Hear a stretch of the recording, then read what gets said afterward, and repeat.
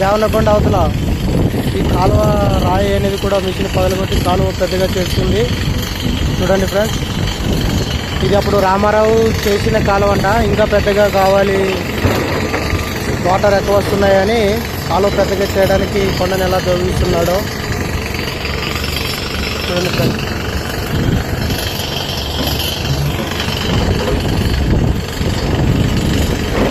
వరకు మొదలు పెట్టినారు.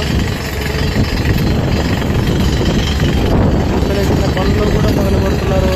పనులు మందార్లపల్లి గ్రామం దగ్గర.